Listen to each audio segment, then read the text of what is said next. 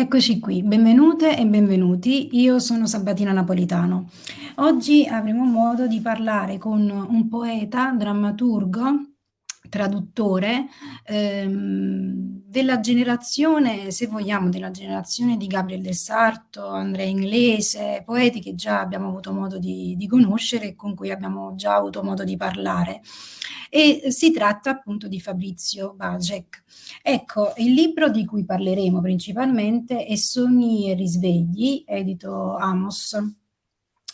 Io ringrazio Michele Toniolo che mi ha scelto per questa diretta, per avere modo di parlare un po' della produzione anche ehm, precedente di Fabrizio. La posso chiamare per nome, giusto? Perfetto, sì, sì, la Ok. ringrazio Sabatina.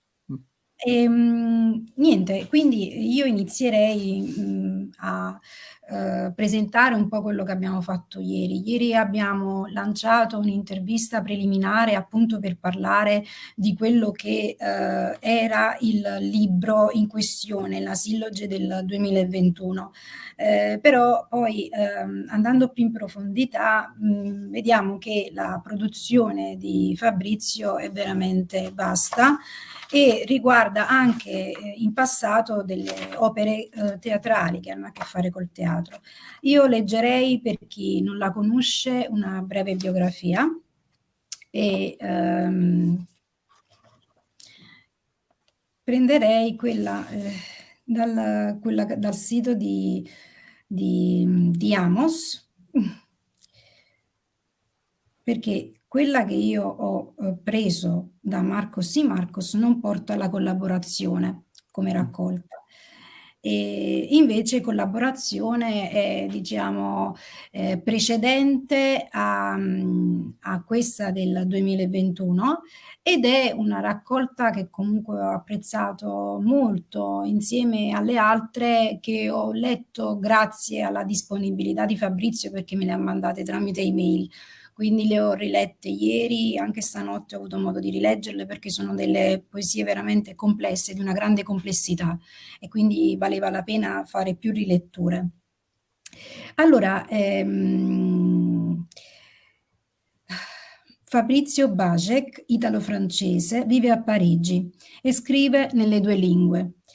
Non solo, perché chiaramente poi vedremo che se lo dirà l'autore, lui scrive anche e traduce anche dallo spagnolo, è stato tradotto in svedese, quindi non si tratta solo di due lingue. È autore delle seguenti raccolte diverse: Corpo nemico, in ottavo quaderno di poesia italiana contemporanea, Gli ultimi Transeuropa, Entrare nel vuoto del 2011, La cura, che anche ho letto, Fermenti del 2015, la collaborazione di cui abbiamo già parlato del 2018. Alcuni in doppia versione pubblicati in Belgio, Svizzera e Francia.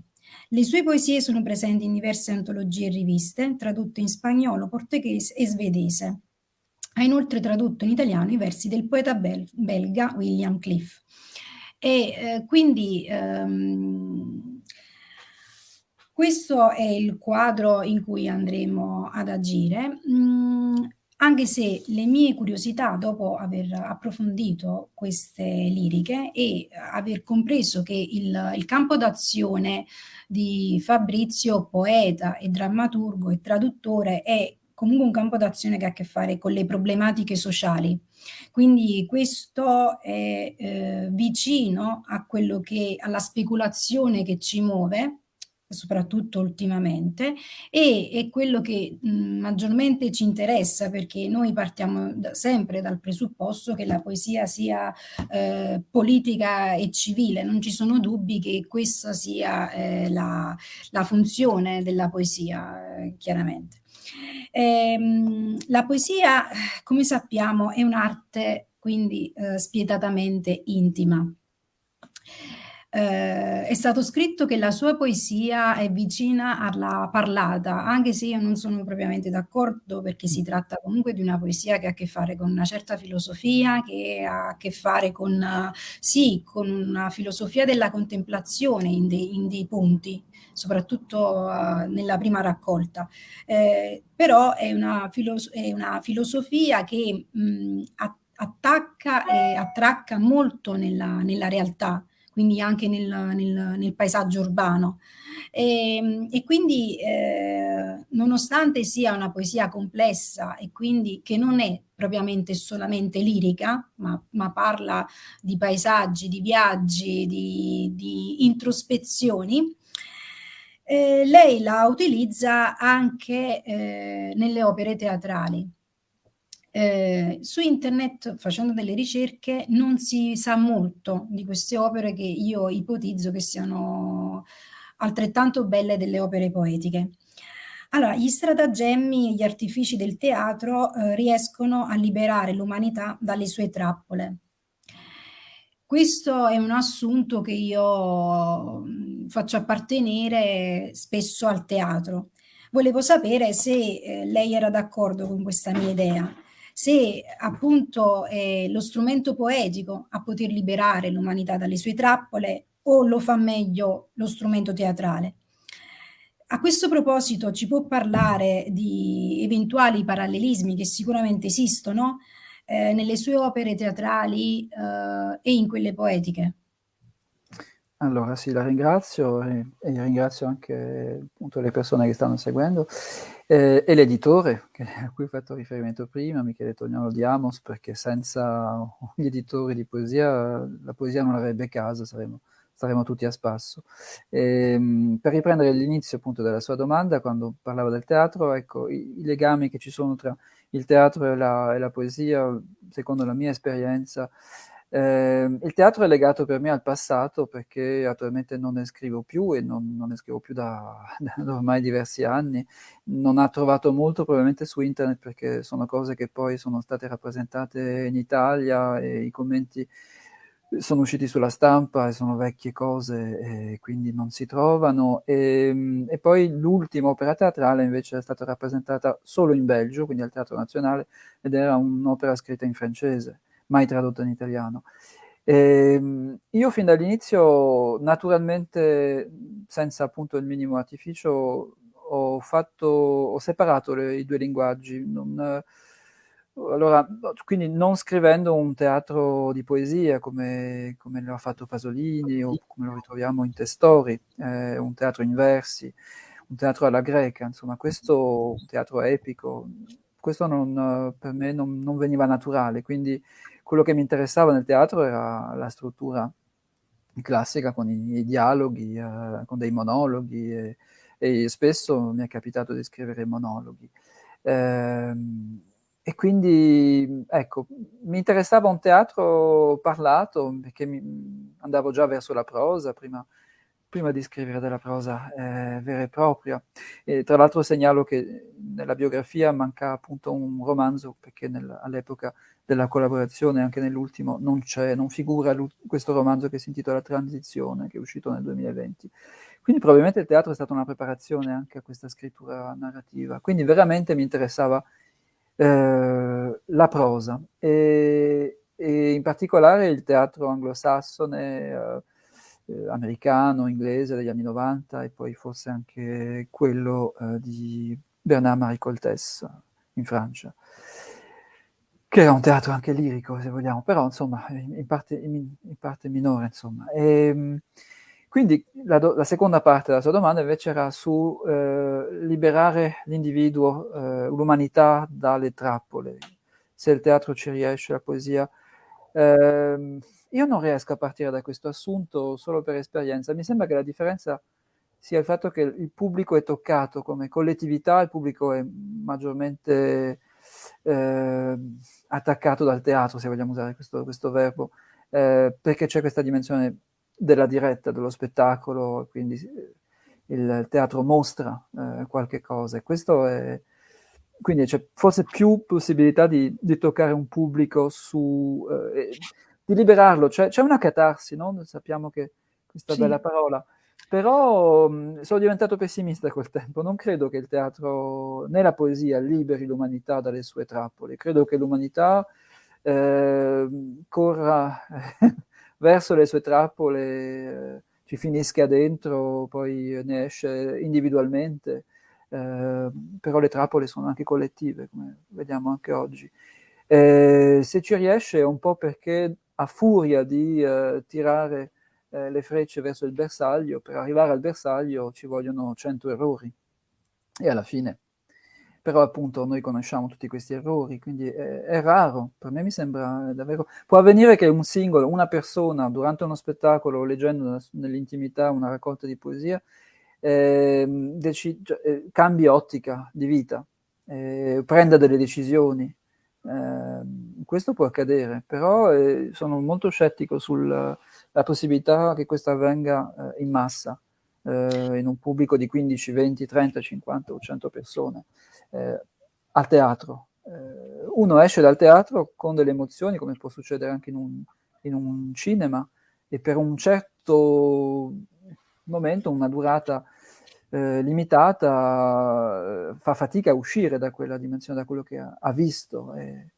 Lo segna, però poi ogni cosa finisce, gli effetti finiscono. Quindi c'è poco in sogni e risvegli dell'esperienza propriamente teatrale. Assolutamente sì, forse qualcosa c'è ancora, stranamente in questo poema che si trova al centro, che è una sezione politica, il poema della fame, dove c'è una dimensione epica, senza volerlo, anche lì parlo di questo movimento dei gilet gialli, insomma, che è emerso in Francia, e in questo poema faccio parlare gli altri, cioè sparisce l'autore e parlano i protagonisti di queste manifestazioni gigantesche e ci sono delle voci che si incrociano, sì. Quindi rimane un gusto per le voci che non siano la mia, ecco. E forse c'è anche una messa in scena, c'è uno scenario, ci sono delle azioni. Mio malgrado questa cosa probabilmente continua, però ce n'è sempre meno perché appunto il teatro è un tipo di scrittura che non pratico più. Sì, in effetti lei ha anticipato quelle che erano le mie domande successive. Allora, quindi abbiamo stabilito che soprattutto in sogni e risvegli non si sente tanto di questa eco dell'esperienza teatrale quanto in Poema della fame c'è una certa dimensione epica. Ecco, questa dimensione epica, perché noi sappiamo che lei oltre ad essere un poeta eccellente, è anche un ottimo traduttore. Questa dimensione epica pensa che quindi sia attualizzabile anche e soprattutto attraverso delle tematiche politiche, quindi riesce a trascinare il pubblico in una riflessione politica, verso una riflessione politica. E questo è mai realmente accaduto con l'opera poetica, in generale anche con le altre sillogi. Penso che sia accaduto diciamo in persone che avevano già una coscienza politica. Non ho visto o assistito a risvegli di coscienza politica così fulminanti, almeno io non ne sono testimone, però ci sono state persone che si sono avvicinate, che mi hanno scritto, in genere più giovani di me, e questo è stato per me un regalo impagabile perché non le conoscevo e mi hanno detto che, ecco, per esempio, questo poema o la collaborazione ha detto ciò che loro volevano dire, che non sono stati in grado di dire al momento in cui hanno vissuto quegli eventi. E quindi per me era un segno che, ecco, qualcosa è stato trasmesso. E forse le persone che erano già convinte, che avevano già una coscienza politica, magari l'hanno rafforzata, insomma, o hanno fatto qualcosa dopo, hanno scritto dei versi o non so, hanno agito in qualche modo, però è difficile, è incontrollabile questa, come sempre ritorno alla metafora della freccia, insomma, per andare a segno non ci si va sempre, ecco. Alcune cose toccano delle persone a un certo punto della loro vita e in un contesto sociale e politico che è abbastanza movimentato negli ultimi anni. Dappertutto poi, non soltanto in Italia o in Francia.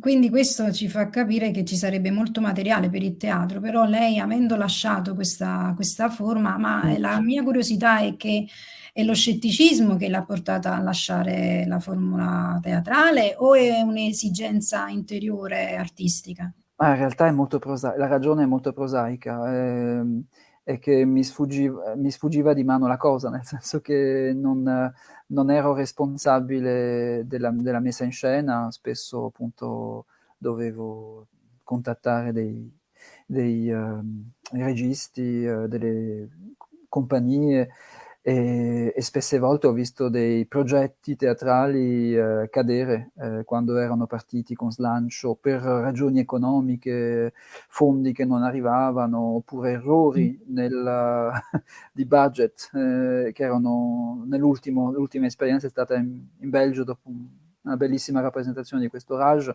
ad un festival, poi doveva essere prodotto da un grosso teatro e la persona che se ne occupava ha chiesto una somma astronomica per fare 2 spettacoli in contemporanea ed è un peccato perché ecco, alla fine non è riuscito a fare né l'uno né l'altro e poi non è stato ripreso. Quindi a quel punto ho visto che io non avevo il controllo della situazione, non potevo, allora a quel punto sì, non ho sentito più voglia di scrivere se quei testi non erano rappresentati, erano veramente il teatro, se non è poi portato in scena. È bello leggerlo per chi studia teatro, per un autore, per un traduttore, ma poi ecco, quei testi erano pensati per andare in scena e il teatro è, come lei lo sa, è mostrare le cose, no?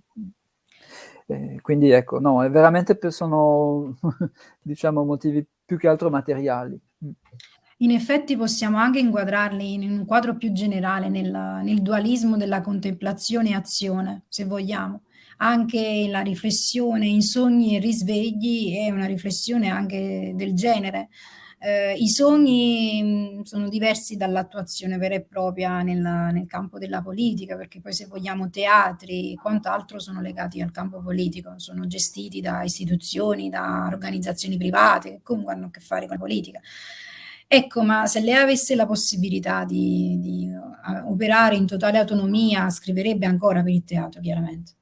Sì, se avessi un sostegno, sì. E poi oggi il problema è che vanno di moda gli autori che sono a loro volta registi, direttori di compagnia, attori. Questo è un momentaccio, credo, da alcuni anni per chi è puramente autore di teatro, perché si trova a essere sempre dipendente da una struttura quindi dovrei avere il controllo di tutto, però io non ho la personalità.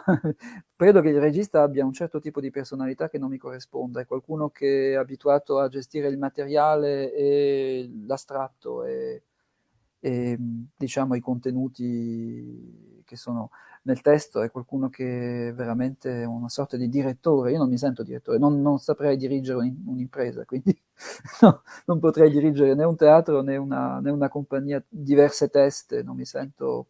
Posso fornire qualcosa e quando c'era questo momento felice nei primi anni 2000 ho avuto queste esperienze in Italia, sono state molto importanti, ecco, però ero sostenuto da un regista che credeva nei testi e degli attori anche convinti e bravi. Io non so come funzioni, ho parlato ultimamente con Antonio Sixi e so che lui fa degli spettacoli al teatro a Milano. Penso che abbiamo amici in comune, quindi lo conosce anche lei. Sì, sì, lo conosco di nome, non l'ho mai incontrato. Sì, io sono stata intervistata da lui, ho avuto modo di conoscerlo.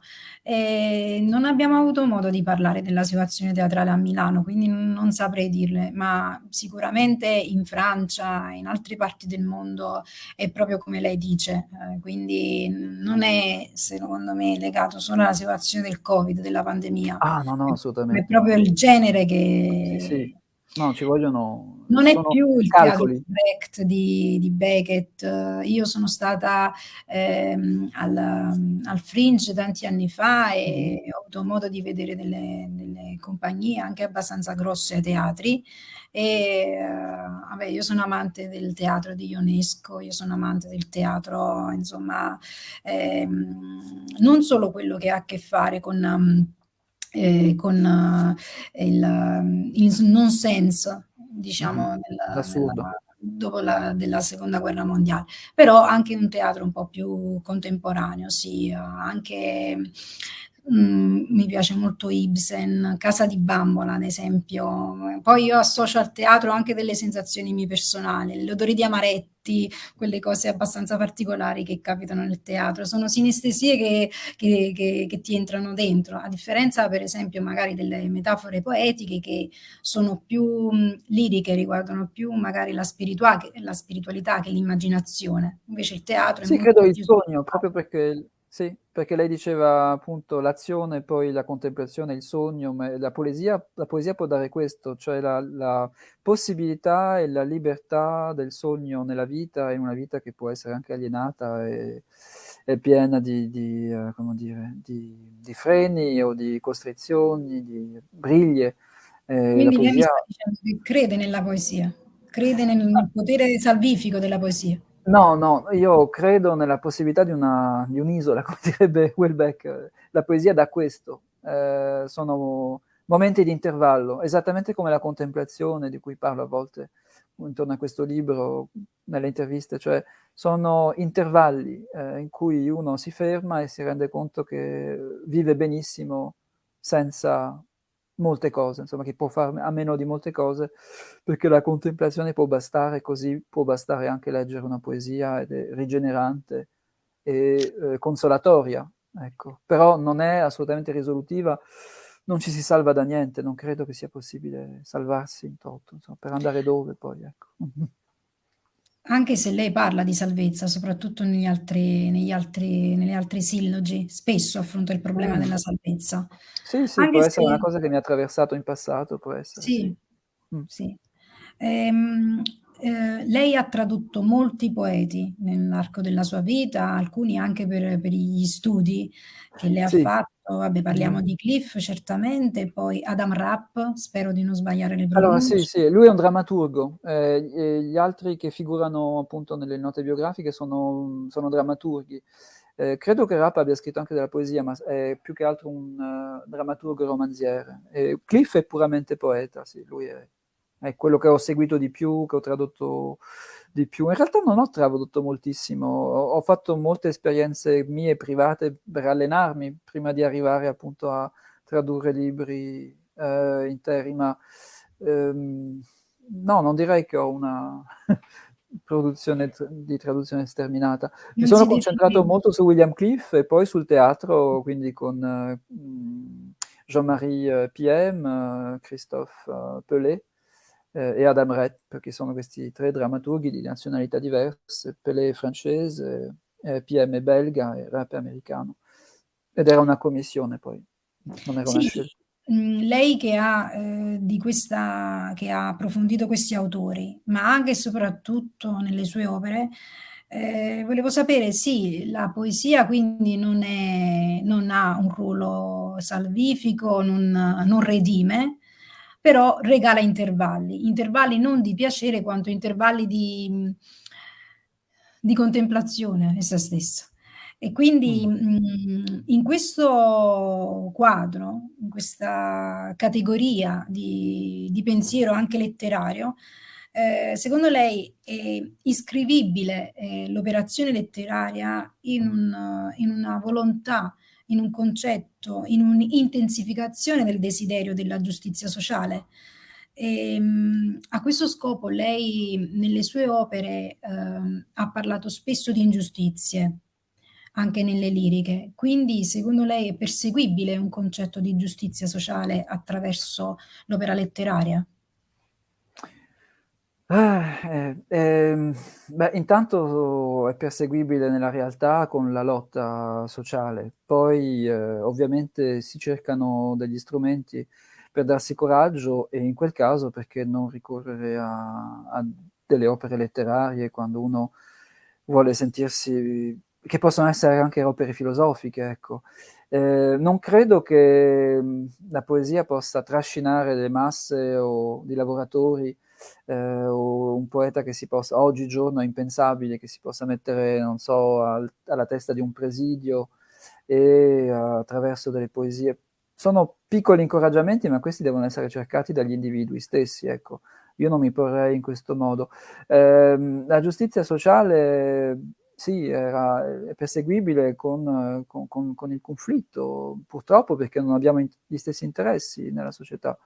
Ci sono delle classi ancora oggi, quindi ogni classe ha il suo interesse e questi interessi si scontrano, quindi chi subisce delle ingiustizie deve sollevarsi, deve collettivamente, anche se è difficile, e anche lì ci sono molti rinunciatari, persone che...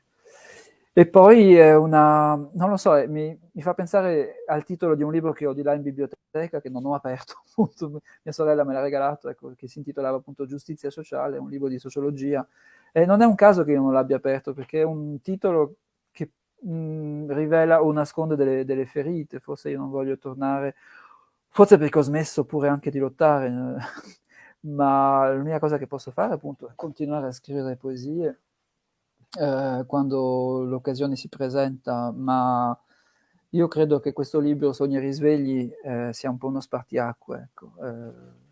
Io credo Questo di no. dirigermi sempre più verso quello che poi caratterizzava appunto il primo libro, cioè la contemplazione, il ritorno alle fondamenta. Ecco questo. Però ecco, è chiaro che nella collaborazione è un libro in cui si denunciavano, parlava di lavoro, ecco, la collaborazione in senso stretto lavorativa, ma anche l'aiuto che diamo involontariamente a un sistema iniquo, eh, in, soltanto avendo dei ruoli, ecco, il solo fatto di essere un consumatore di qualche cosa o direttore di qualcos'altro, prendiamo le decisioni, pensiamo a dei comfort, dei servizi, paghiamo dei servizi che in realtà non ci servono, cioè ci addormentano molto spesso, quindi siamo un po' buggerati e collaboriamo un po' come il discorso della collaborazione francese, quella storica, in cui a un certo punto abbiamo deciso di servire un governo che occupava, un governo fantoccio che occupava la Francia in quel momento, ecco. E noi lo facciamo volontariamente e involontariamente, ecco. Per sopravvivere, però, ecco. È difficile fare delle scelte etiche radicali in cui ci si sgancia dai comfort, dai servizi per ragioni etiche, perché ogni servizio nasconde poi una facilità che disinnesca dei moti di rivolta o di ribaltamento appunto degli equilibri sociali. Quindi la sua idea coincide con quella delle persone che ha curato, dei drammaturghi che ha curato. Anche loro avevano più o meno questo concetto di giustizia sociale.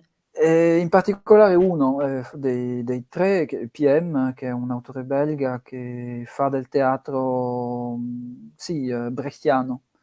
In lui questa componente c'è. Negli altri molto meno. PM ha un'idea di giustizia sociale, infatti fa un teatro classico nel senso brechtiano, nel senso in quella tradizione là si scrive molto in questo teatro di pedagogia, ecco. Però il rischio è di essere poi sopra le righe, cioè nel senso di mettere, preparare la pappa alle persone, ecco. E c'è un rischio di servire il piatto, non so se riesco a spiegarmi. In realtà è un po' contraddittoria la cosa perché Brecht, come dice, si faceva altro, lui creava il distanziamento, quindi era un distanziamento critico. In realtà quando si parla invece si vuole denunciare alcune cose, nel teatro e nella poesia si ottiene l'effetto contrario, nel senso che si premangia o si mastica una materia e poi la si serve già trattata in un certo modo e si esorta gli altri a fare qualcosa, ci si scandalizza. Sono cose che non riesco più a fare, ecco. Però nel suo teatro si rischiava anche un po' questo, non sempre. Questo succede quando appunto si vogliono trattare tematiche come la guerra. Io il testo che ho tradotto di PM parlava di guerra, per esempio, era l'indicibile, l'indicibile, e parlava del contesto dei Balcani degli anni 90. C'era una famiglia, e appunto c'era uno scienziato che è il capofamiglia e veniva sempre sollecitato, gli si chiedeva di prendere posizione sulla realtà. E quindi lì mi sembrava che c'erano appunto dei rischi di scivolare nel grido di indignazione, ma poi alla fine si rimane soli, se poi si grida troppo, non lo so. E questa oggi ovviamente ho cambiato un po' coscienza e sono un E po' anche più... questo è il risultato del libro, della silloge che leggiamo, perché tutta questa riflessione anche sulla natura della contemplazione artistica è presente. Chiaramente io faccio una breve citazione a un libro di Hermann Hesse che è Narciso e Boccadoro. Ho tanti altri di Hermann Hesse che mi hanno fatto ripensare a questa natura contemplativa dell'uomo. Lui anche nel gioco delle perle di vetro ragiona molto sulla contemplazione, su come l'uomo risponde alla contemplazione. E sì, in questo quadro, anche se la poesia non è immessa in un quadro narrativo, però volendo trarre un quadro narrativo da questo libro, evidentemente c'è una tensione tra una prospettiva propriamente pubblica, si sente, dell'atto pubblico, piuttosto che un rifacimento alla carta. Io non ho trovato in tanti poeti della sua generazione così questo afflato al pubblico, questo rapporto così concreto col lettore. Molto spesso si trovano scrittori che scrivono per il puro piacere personale, non per una vocazione alla comunicazione. Invece questo l'ho ritrovato molto in lei, sono poesie di un livello molto alto, si sente la capacità di coinvolgere, di rappresentare. Questo sì, fa sì che non solo le poesie sono proprio belle, non tendono al grottesco, non ci sono storpiature, non ci sono brutture, anche se a volte lei cita parole fuori contesto come potrebbero essere spazzatura oppure insomma anche nella poesia per Magrelli c'è appunto il primo verso che cita: ho la testa ripiena di feci. Anche queste parole di altro campo, anche queste connotazioni che tenderebbero ad imbruttire in un certo qual modo l'essenza poetica, invece sono messe proprio appunto a generare un coinvolgimento con il lettore, un coinvolgimento nell'operazione poetica. E questo fa comprendere come lei non scrive poesie per il puro piacere di farlo, ma scrive poesie con dei progetti seri e sono progetti seri. E, questo sì, riporta anche al fatto che la poesia è rappresentabile per essere sentita, non è solamente una poesia sentita. Senza rappresentabilità la poesia non ha quella capacità di comunicazione, anche se la si traduce, resta semplicemente una poesia sentita ma mai potuta rappresentare, quindi non diventa nemmeno vita. Il concetto che lei dice della piccola conversione, del fruitore del teatro che va a teatro e magari si converte per quel lasso di tempo, si converte all'opera, quindi sì, la catarsi e quel generare il cambiamento è dato dalla rappresentabilità, perché una poesia che non è rappresentabile non genera questo cambiamento. Questo aspetto dal punto di vista femminile io lo ritrovo in delle scrittrici, delle poete che fanno teatro, quindi loro hanno questa capacità della poesia, della rappresentabilità, Sì, della anche performatività. della performatività e quindi anche le parole, l'utilizzo dei campi semantici è completamente diverso da quello che è invece un approccio più lirico, più propriamente legato, come lei dice, alla prosa. Ehm, sì, in effetti, quindi partendo da questo testo, partendo proprio da sogni e risvegli, un risveglio possibile potrebbe comunque essere quello della rilettura. E lei parla anche di riscritture, che le traduzioni lei le definisce riscritture. Le Però mie? Sì, sì, sì, sì, le sue, sì, sì. le sue. Questo è un aspetto particolare che ha interessato anche diverse università, perché lei scrivendo in francese, perché chiaramente lei è madrelingua francese, poi traduce in italiano, e anche per questo le avevo chiesto di Mhm. farci vedere Mhm. una traduzione così Un esempio. sì, io avevo desiderio anche che lei ci leggesse qualcosa, perché poi chiaramente questa diretta diventerà storia, la storicizzeremo, quindi se vuole fare questa operazione, scegliere un testo, ne sarei grata. In realtà io ho cercato degli elementi di continuità anche nelle opere precedenti, partendo da Corpo Nemico, che ho ben Mhm. letto. Poi Corpo Nemico non è solo un'intera raccolta, ma anche una poesia presente poi successivamente in altre sillogi.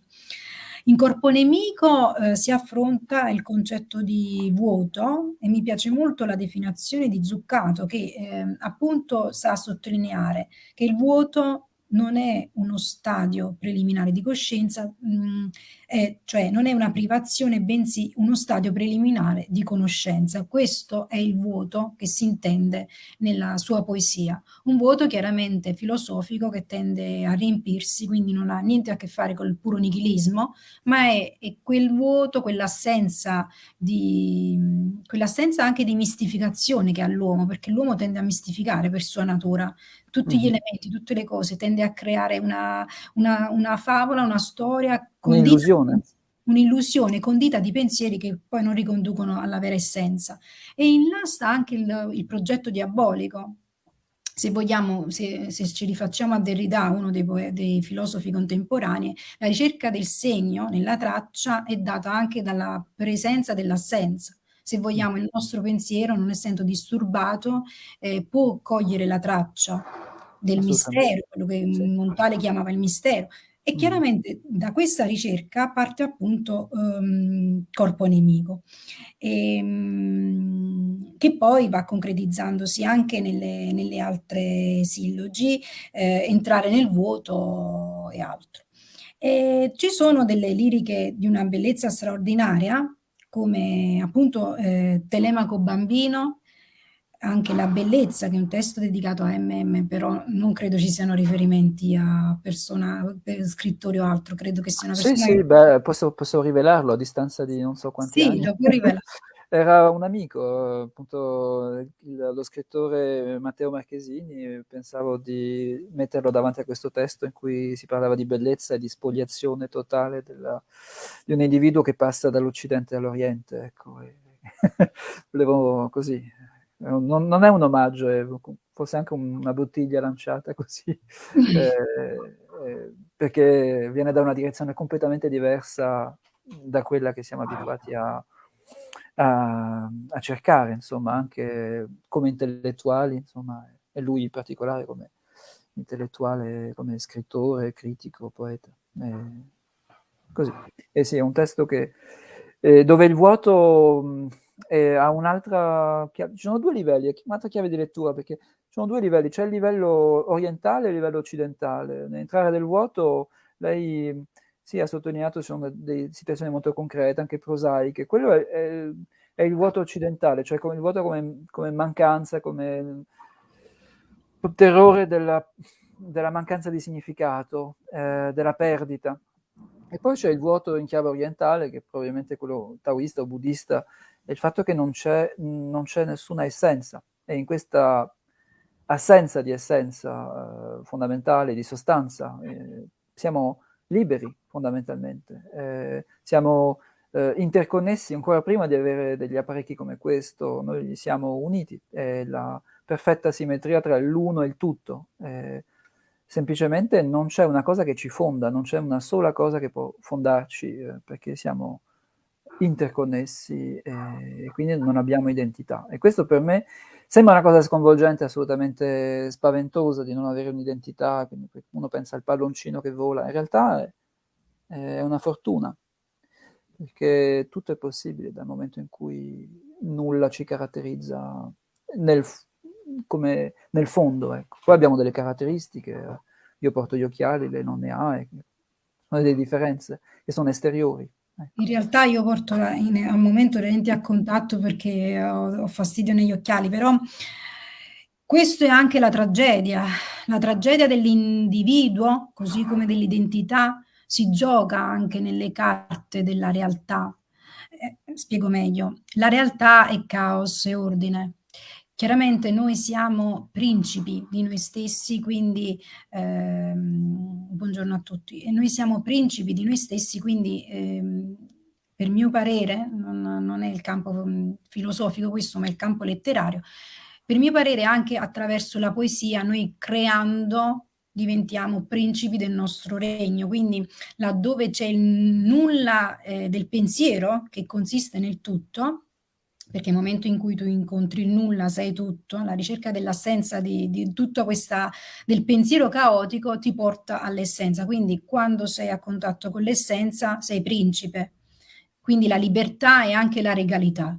E anche la magia, perché in quel momento tu puoi effettivamente scegliere come manipolare la tua vita, nonostante la tragedia del reale.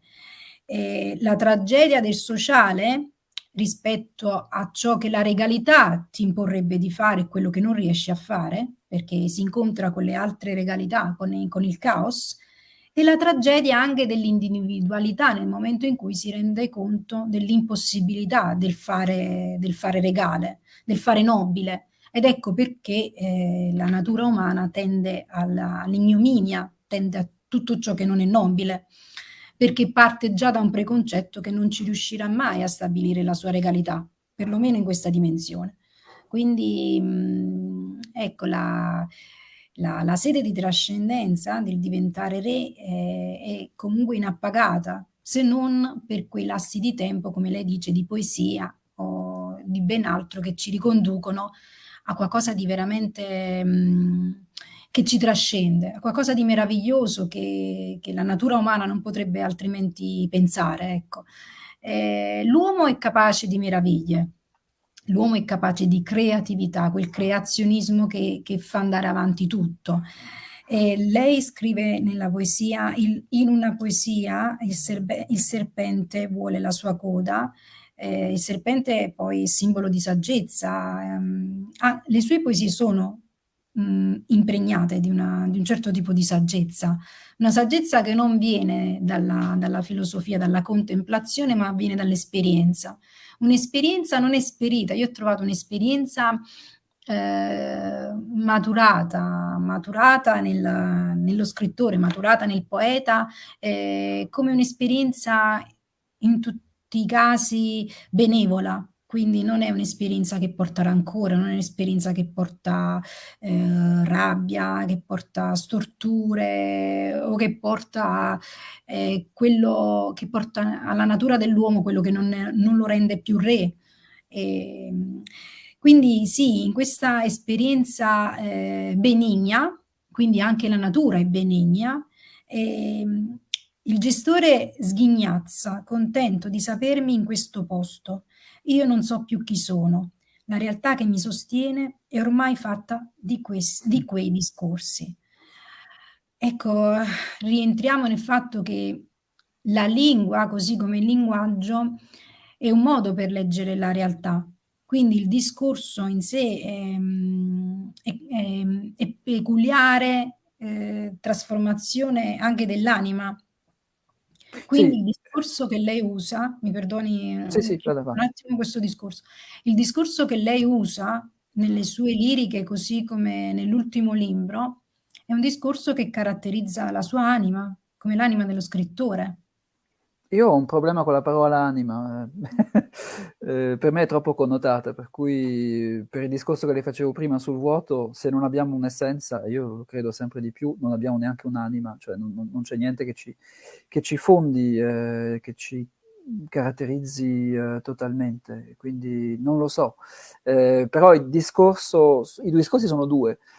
Sono d'accordo con lei sul discorso fondante, la poesia può avere anche un discorso fondante, però quando cita quella poesia io mi riferisco ai discorsi che appaiono all'inizio della poesia, quindi il contesto è quello di un bar o di un caffè in cui si sentono gente che, appunto, si sentono persone che parlano a vanvera.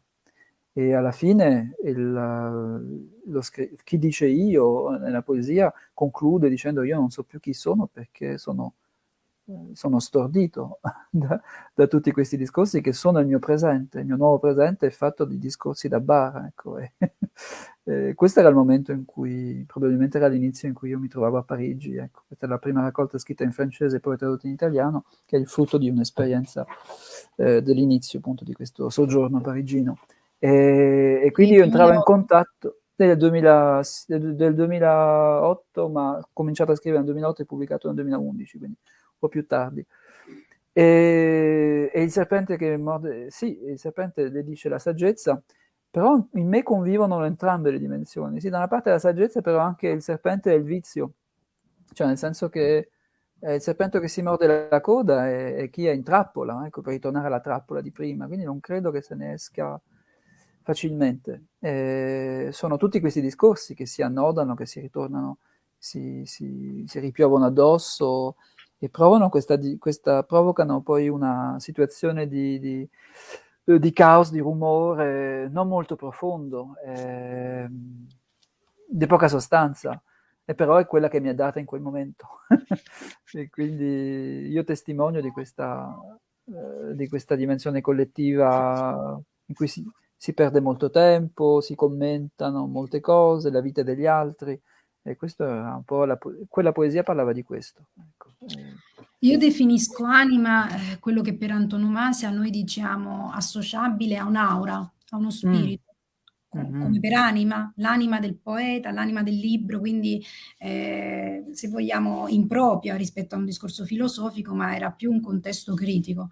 Allora, mhm, secondo questo concetto che lei mi ha esposto anche dell'io, lei ne parla in Sogni e risvegli. Se le fa piacere, leggo da un'altra via questo testo. Quando ho saputo che non ero niente, la poesia mi ha lasciato. In altre parole, ha smesso di aggirarsi.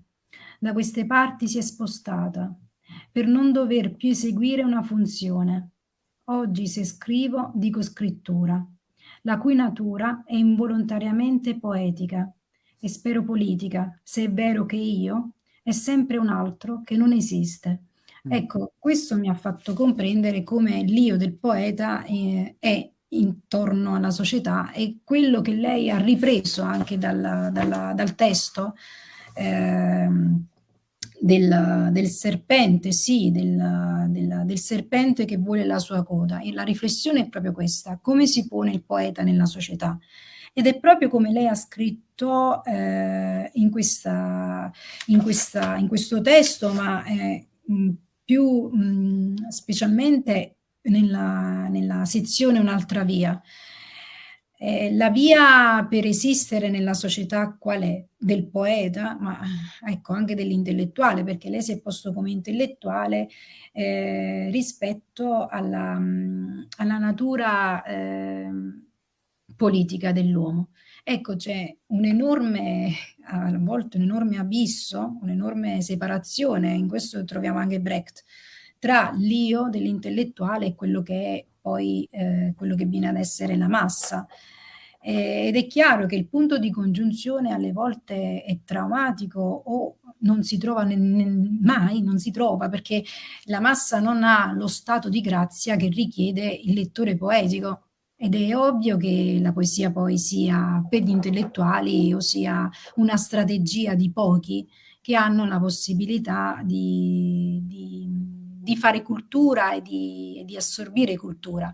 Quindi in questo sì, c'è anche la disfatta stessa del mezzo proprio culturale, perché le masse non hanno lo stato di grazia e la capacità tale di un ragionamento poetico, contrariamente a quanto spesso oggi si afferma del fatto che la poesia, fruibile tramite questi istapoet, ma anche poeti riconosciuti che hanno scritto veramente poesie vendute tantissimo, e loro affermano che la poesia giustamente può essere di tutti. C'è una poesia che riguarda la natura, quindi è la natura poetica delle cose, ma questa non è detto che venga estrapolata e comunicata in modo diretto rispetto alle masse. Non c'è una comunicazione diretta, purtroppo la poesia, così come il teatro, non è uno strumento diretto. La lente è sempre la lente culturale e quindi non diciamo delle cose nuove, ma ribadiamo quello che è il concetto dell'io.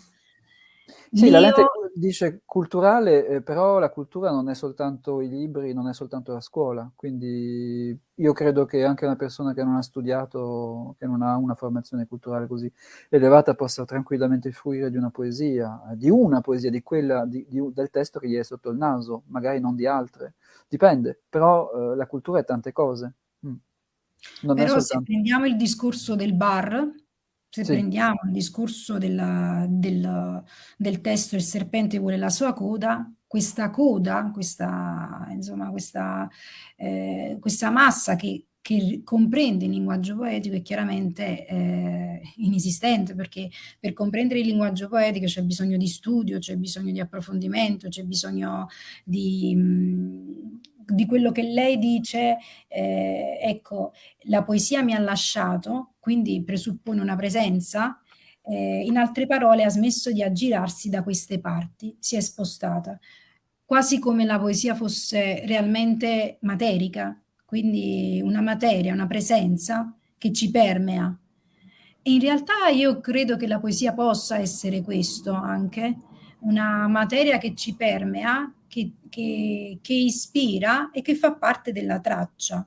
mm. Lei nella raccolta La cura affronta diverse problematiche esistenziali. Mi ha molto colpito questa raccolta, soprattutto la poesia 15 anni, Cecilia, perché sono delle cose che riguardano me, che hanno riguardato Scritte in me. italiano, quelle sono scritte in italiano, per esempio. No, io sono rimasta impressionata, stanotte piangevo perché mi hanno molto toccate, molto, molto toccata, perché sono cose che pensavo io in questi giorni. Quindi ho verificato che lei è veramente, secondo me, un poeta ispirato, perlomeno per la mia esperienza personale, perché sono cose che conoscevo io sola. Capita che alle volte leggi un poeta e ti ruba il cuore, ti tocca. Io mi sono sentita realmente toccata. Quindi sì, c'è questo testo che anche muove delle riflessioni, in parallelo anche a sogni e risvegli. Dimmi chi sono e ripeti la tua ultima descrizione. Esercita la parola a trovare il mondo quando t'esce di bocca. Infinito è il pianto che arretra se parto. Io vado e tu fai una buca per sfuggire a chi insieme ci ha visti. C'è un punto di gioia dove è bene trovarmi. Non ho mai sognato di istruire un felino. Non ho ancora provato i tuoi artigli su di me. Chi sono adesso? Che sembianze ho preso? Quando era già tardi per respingermi? Bellissima. Quindi c'è un tempo in cui l'anima respinge il Anche trauma, il corpo, anche il corpo. il corpo e l'anima, perché c'è un trauma. Ma questo si verifica non solo nell'amato e nell'amata, quindi non solo un discorso di anima, di dualismo dell'anima, quindi anche yin e yang, anche il, il, la totalità degli opposti, ma il respingere, l'essere recalcitranti verso l'altro, a volte verso l'alterità, è proprio quel fatto che si cerca la dimensione quasi come un fiume, si cerca di scavare l'identità nell'altro e quindi si cerca la fusione. Però in questa ricerca, che può durare anche tutta la vita, in questo cavalcare della forma anche, avviene questo mistero che è anche il mistero della passione, della conoscenza. Quindi questo è un esempio di testo di Fabrizio per dire l'altezza a cui arriva Fabrizio, perché anche in delle recensioni è stato detto che quando tu dici lassù, magari è una presa di posizione ironica, blanda. No, no, io ci credo veramente che è un'altezza di pensiero. Io la leggo come un'altezza di pensiero perché queste poesie hanno una qualità del pensiero sottile.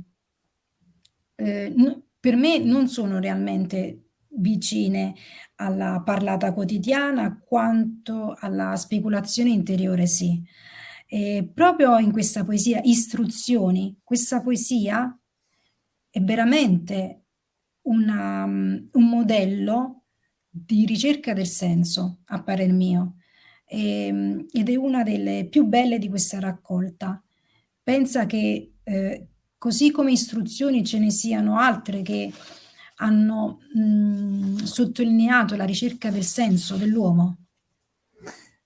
Sì, sì, ma anche nell'ultimo libro. Ce ne sono in La cura, probabilmente, tentavano di farlo attraverso la chiave della relazione amorosa, forse anche disperatamente e con molto insuccesso. Ma ce ne sono anche probabilmente nell'ultimo libro, sì, la ricerca del senso. Posto che il senso, diciamo, poniamo anche che il senso non c'è, ecco, non c'è un senso assoluto, quindi ognuno se lo dà, ma è assolutamente fallace. Non esiste un senso generale, ecco. Ognuno tenta goffamente di trovare il proprio giorno per giorno e magari anche cambia domani. Mm.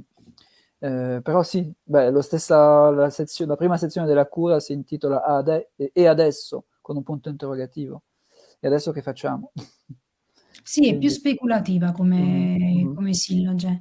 In Sogni e risvegli trovo questa poesia: quando passo bianca nel biancore della chiesa abbaziale, io minuscola di fronte agli alti muri che cingevano i circensi inginocchiati, nel vuoto così forte da farli sparire.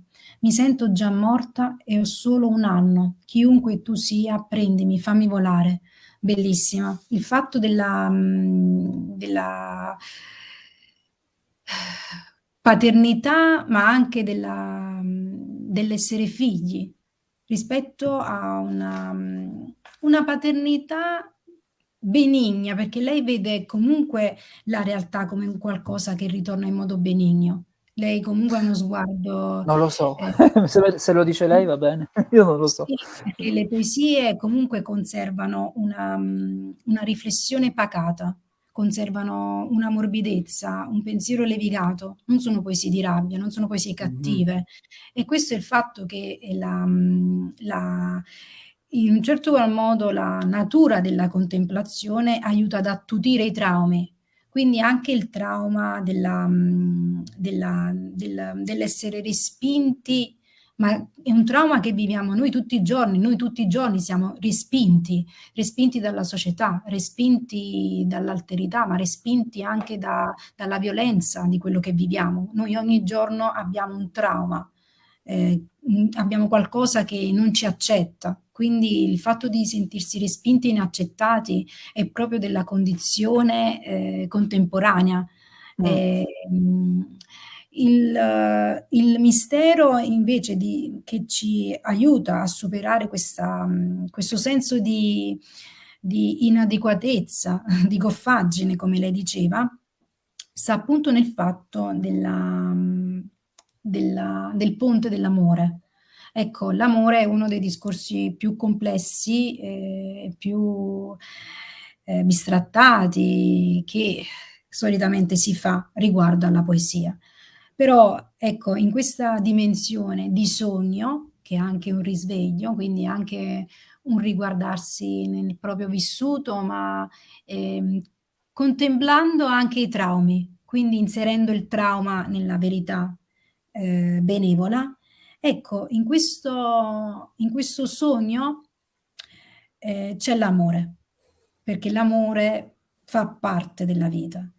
Lei parla d'amore spesso. In tutte queste raccolte ci sono delle poesie meravigliose. C'è una poesia talmente bella che veramente stanotte mi ha fatto sognare. Ho avuto anch'io dei sogni e dei risvegli. E parlo ad esempio di Tutto bene nella collaborazione, i nodi, in cui si parla appunto anche dell'umiliazione degli esseri umani, dell'umiliazione proprio dell'uomo, quindi Mhm. non solo l'essere rifiutati, ma anche l'envenire umiliati. Come risolvere questa umiliazione? Quindi qual è il gesto dell'amore? Ora rileggo un attimo questa poesia perché veramente è meravigliosa. L'umiliazione fu importante. E ora quale complimento? Quale parola di coraggio, indirizzata al mio prossimo, potrebbe uscirmi di bocca?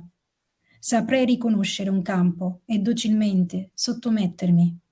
Essere padre senza temere di perpetrare quell'offesa. Non stringo mai troppo forte i lacci delle mie scarpe. Ci entro come uno spinge le sue ore a marcia forzata. Quindi anche questo ripercorrere i campi del combattimento, della lotta. Mm, mhm, E in questo superare l'umiliazione, anche l'umiliazione dell'umanità, umiliata, perché è questo che secondo me siamo adesso, noi siamo degli umiliati, perché la guerra ci umilia, e perché noi siamo soggetti cosmici, quindi io leggo tutto cosmicamente, la risposta dell'amore è una risposta totale, definitiva. Io non so se lei adora Spatola, però io ho trovato molto di Giulia Nicolai e di Adriano Spatola nella sua poesia. Giulia Nicolai parlava delle Non ho una stesse grande esperienza di questi due poeti, non li Parlava delle conosco stesse bene. cose, Mhm. no, loro si occupavano proprio lei, soprattutto di buddismo, Ah, e parlavano delle stesse teorie di cui lei parla. E io ho ritrovato veramente tanto di Adriano Spatola nella sua poesia, veramente. Se non l'ha letto, avrò modo di mandarle delle liriche perché deve leggerle in dei tratti, soprattutto nel poema della fame e in degli altri, nel versificare interrotto, si ritrova molto della sua voce. Anche per il senso di attraversamento del trauma verso il ponte dell'amore. Ma come è inteso questo amore? Un amore che ha a che fare con la natura, un amore che ha a che fare con una natura altra dell'uomo, è un amore possibile che viene dalla volontà, è un amore volontaristico, è un desiderio di attuare l'amore, di concretizzarlo. Quindi la contemplazione sì, che ci spinge all'amore, e che non diviene solo poi una parola, ma viene una materia, diventa una materia, una realtà. Quindi lei scrive: il mondo è peggiore di quel che credevo a 18 anni e l'amore un curioso miscuglio di addomesticamento e ferocia, che oggi benedico lo stesso. Io credo che questa sia una delle frasi poetiche più belle che caratterizza non solo l'uomo contemporaneo, ma anche la poesia contemporanea. Se può dirci qualcosa in merito a questo, poi chiudiamo questa intervista veramente meravigliosa. allora, la ringrazio. Questa è la conclusione di una poesia d'amore, effettivamente.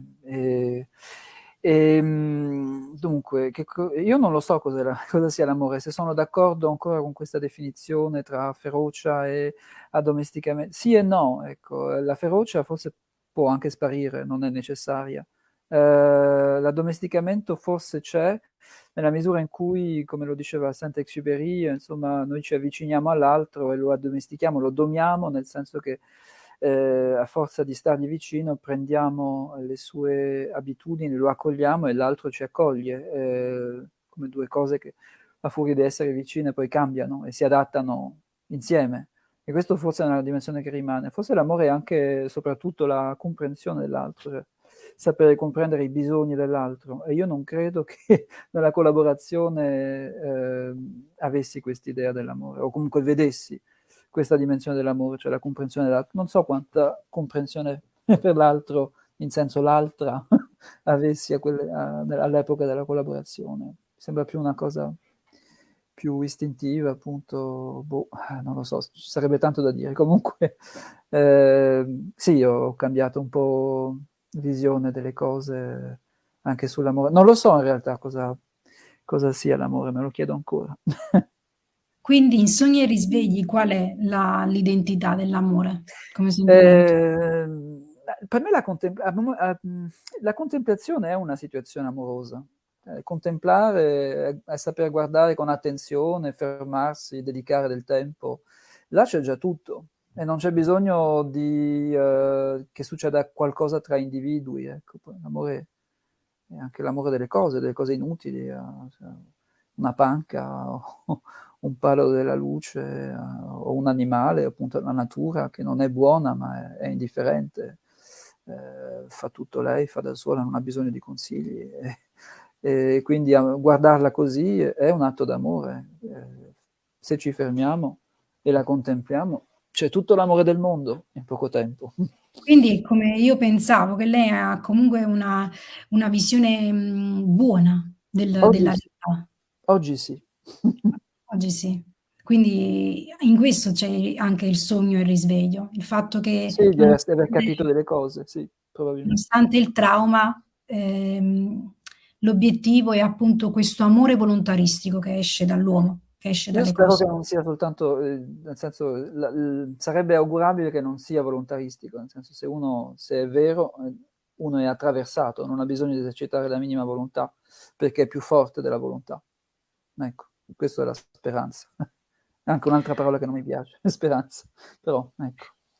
Bellissima questa lezione che ci siamo fatti e abbiamo regalato. Rimando anche alla filosofia di Giulia Nicolai, che è scomparsa da poco, e anche a delle particolari poesie di Adriano Spatola. Magari in futuro, se avremo modo di incontrarci, ne parleremo e approfondiremo. Allora, Volentieri. leggete per favore questo libro di poesia meraviglioso. Quello che io posso dire è questo. Voi sapete che io interrogo molti poeti mi interrogano, ma credo che della generazione di Fabrizio queste siano le poesie, tra le poesie più belle che abbia mai letto. Mi perdonino gli altri, però sono oggettivamente delle poesie che guardano alto, che guardano lontano e che avvolgono i cuori. Secondo anche la lezione dei maestri che ho appena citato, che sono scomparsi da tempo. Grazie a Ringrazio. tutti, saluti anche lì a Parigi, penso A che Parigi. siano a Un caro Parigi. saluto, Un caro Sabatini. saluto alla Francia e grazie a chi ci seguirà. Buona Grazie a serata voi. e buona giornata. Ciao, Arrivederci. arrivederci.